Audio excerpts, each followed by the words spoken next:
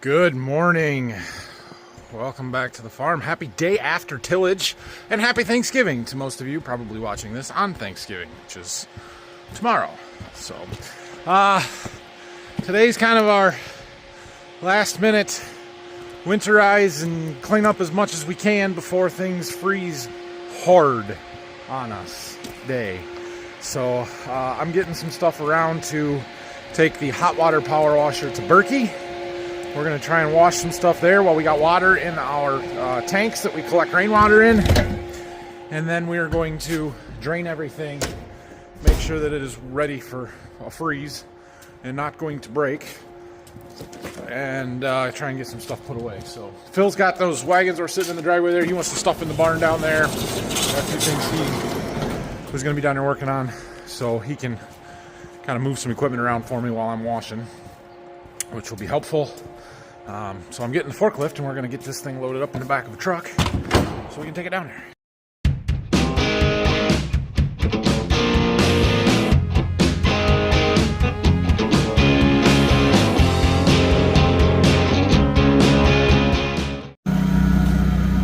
I think we can lift that up all right. Should take it over to the fuel tank and fill up the diesel tank so we got plenty of hot water today. I think I got everything loaded up that I need to head out to the Berkey there. I'm not quite ready to go yet. My crop consultant is coming. They're going to bring us our soil test results and book and go over everything here. Should be here any minute, so we're going to do that. And I got a little project down in my house to work on, and then we're going to go. Waiting for it to warm up a little bit.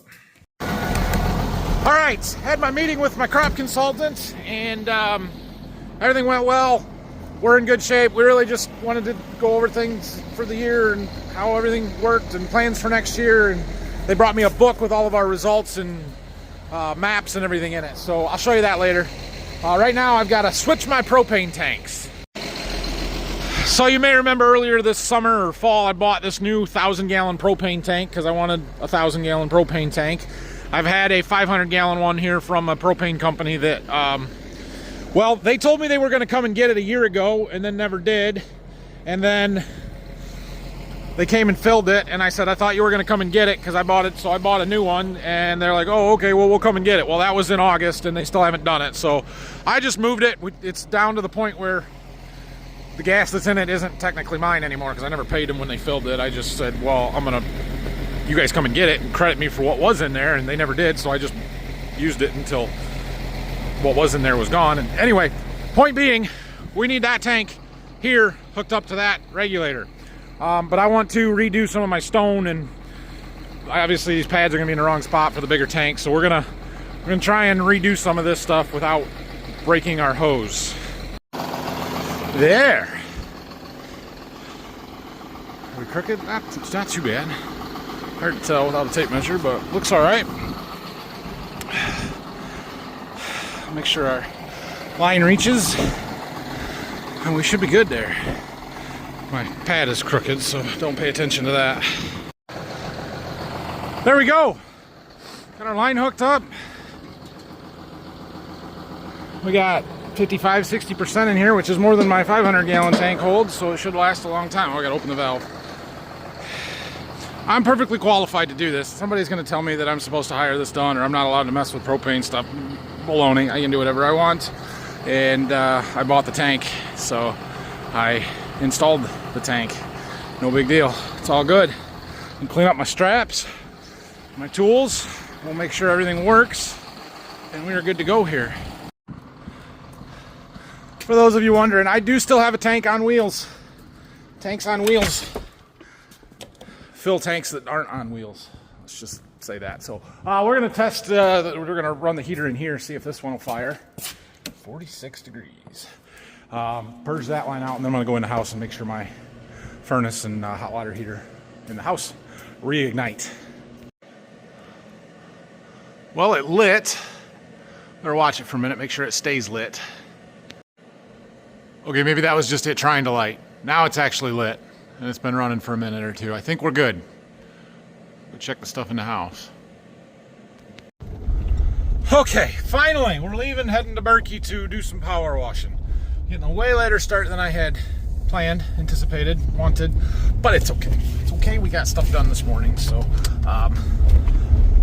plus I'm not looking forward to doing this, so there's that. But yeah, let's go. Okay, well, nothing's ever easy, is it?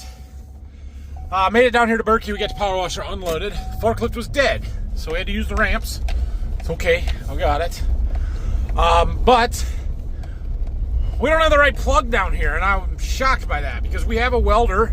We have a welder plug. It is a 50 amp welder plug on that power washer. I thought, no problem, it'll plug right in.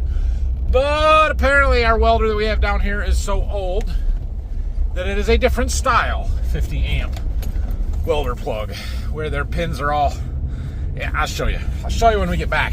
I gotta run to Lowe's and buy a receptacle, put on the extension cord so that I can run my power washer. Gonna delay me a half hour or an hour. Okay, here's the situation. This is the power washer.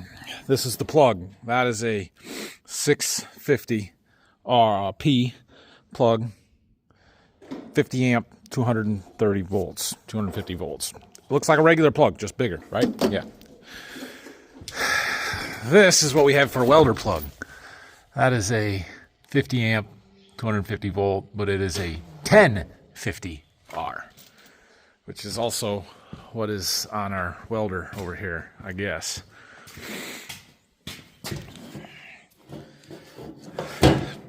Yeah, and that thing's ancient, so, you know, whatever. Anyway, we have this extension cord here that has the 50 amp plug on there, and then a 30 amp plug on this end. I don't understand, but it plugs into this dryer that's out here. That's whatever. We're gonna take this end off, put this end on. This end plugs into there.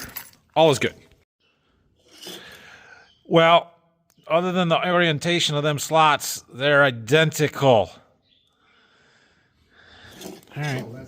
Add electrician to the list of things that I'm not qualified to do, right, guys? And I did it anyway, and it's going to work just fine. Okay, so the power washer is powered and works and is good.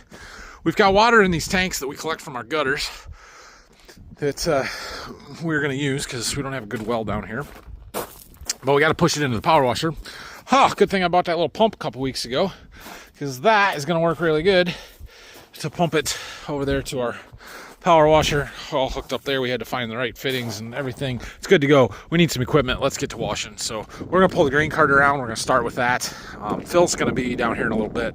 He's going to move stuff around for me once we are done washing stuff. But I want to get the grain cart power washed. We're going to leave that in the barn down here. Get that unhooked. Hook the anhydrous bar up to the tractor so I can take that home. And then those two things over there are going to get washed and left here as well. But we're going to start with this. All right, let's do this. Have a little fun here. All right, well, the grain cart is done. We made a mess in the driveway here. Too hard to film today doing stuff, but Phil and Jack are kind of cleaning the barn out. We're going to get that put inside over here. But I want to get the bean head and the semi-trailer power wash today too, so we're probably not perfect, but it's better than it was and clean enough to get put inside. So anyway, I'll help him get that put in here. That'll work. That'll work. Yep, all good. Oh man. Well, it's cleaner. I don't know if I would call it clean, but it's a lot better than it was.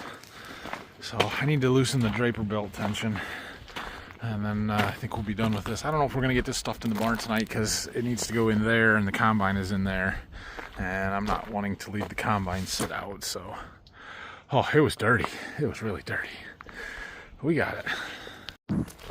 Oh, well, we made a mess in the driveway. We don't have a good concrete pad down here to wash on. We do have a big concrete pad out back, but it's not close to the electricity, so can't run the electric power washer back there. Anyway, we got stuff loaded up. I'm going to head out here. I did not get to the semi-trailer, which, yeah, that's a bummer, but it isn't that big of a deal. Anyway, we were draining the water tanks, getting rid of all the extra, because we don't need it down here anymore and things are going to freeze. Didn't get to that semi-trailer. I was hoping to, but we're running out of daylight. I could have washed the outside of it real quick, but I wasn't going to do a very good job. And it's pretty mobile. We can bring that back to Waldron and wash it when we get another chance. So, no big deal. Getting the bean head done, the grain cart done, put away is huge. Next time we get a chance, we need to do some equipment shuffle. We need to get the grain cart, or not the grain cart, the 8RX and the anhydrous applicator taken back up to Waldron. And we need to get the combine taken back to Waldron. So that's kind of the next things that need to happen. We got to finish washing on that spreader at some point too. But it is going to get really cold really fast on us here. Like after tomorrow, I don't think there's a day in the forecast above freezing, and so that's why I wanted to get this done, because we need to get those tanks empty and winterize everything. And yeah. Taking the power washer back, we're going to put it right in the shop where it's heated. Nothing will freeze. Alright, so I made it back. Rather than unloading all this stuff tonight, I just pulled the truck in the shop so it won't freeze. Got the wet clothes out of the back seat so they dry out, and we'll deal with it probably tomorrow, but we'll see when. Alright, well, I don't know if today's video was any good because I didn't really show you much with the power washing stuff going on, so probably not, but we got a lot done. I feel good about having that stuff done. I'm going to wrap this one up here. Happy Thanksgiving. I've said this in a couple of my live streams, but not in one of these videos, but I'm going to make a different video for the next one that you're going to see. It's not a farming video. I have been tasked with, one, cooking the Thanksgiving turkey for Friday for the family, so we're getting ready to start in on that. And also we're doing our Thanksgiving stuff on Friday, but we're gonna have a bunch of people here tomorrow night too, and so I volunteered to cook a brisket. And I've got a pretty good pellet smoker, and I thought, what the heck, let's film that. So I'm gonna film that stuff for you starting here tonight in just a little bit, getting ready for all of that stuff. So yeah, it's going to look different. It's going to be a different type of video, but hope you guys enjoy it. If it's not your thing, just don't watch it. Otherwise, I will see you again with a regular style video sometime. I don't know if I'm working on Friday. I'm definitely not tomorrow, although I got a little bit of stuff going on tomorrow. Probably between tomorrow and Friday, we'll be able to put one together. That may be the one that comes out on Saturday, and then the cooking video probably on Sunday or something. I don't know. We'll see. But we'll be right back at stuff next week. It's going to get really cold, so probably start working in the shop more. So have a great weekend or Thanksgiving here.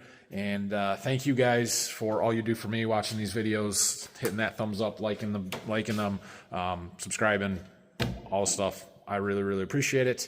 And stay tuned for Black Friday sales. I think we're going to have some Black Friday stuff going on over at Farm Focused. I don't have any real information on that yet. It's going to be hard for me to get it into a video, but we'll see what we can do. So thanks for watching. We'll talk to you later.